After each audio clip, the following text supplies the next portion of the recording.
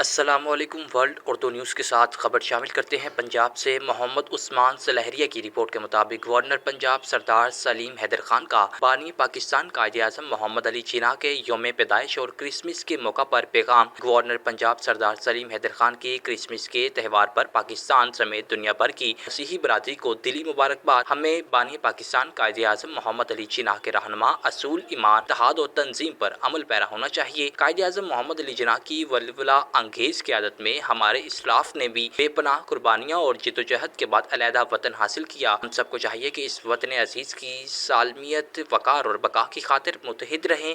ہمیں اتحاد کی طاقت سے دشمن کے ناپاک سازشوں کو ناکام بنانا ہے۔ گورنر پنجاب کا کرسمس کے موقع پر پیغام۔ حضرت عیسیٰ علیہ السلام نے محبت، انسانیت اور بھائی چارے کا پیغام دیا۔ پاکستان کا آئین مذہبی رواداری اور اقلیتوں کے حقوق کا تحفظ کرتا ہے۔ پیپلز پارٹی نے ہمیشہ اقلیتوں کو نمائندگی دی۔ مسیحی برادری کی قیام پاکستان سے لے کر تعمیر پاکستان میں نمایاں خدمات ہیں۔ ملک میں بسنے والی مسیحی برادری نے ہمیشہ ملک کی ترقی میں مثبت کردار ادا کیا۔ مسیحی برادری نے تمام شعبوں میں اپنی صلاحیتوں کا لوہا منوایا اور پاکستان کا نام روشن کیا ہے۔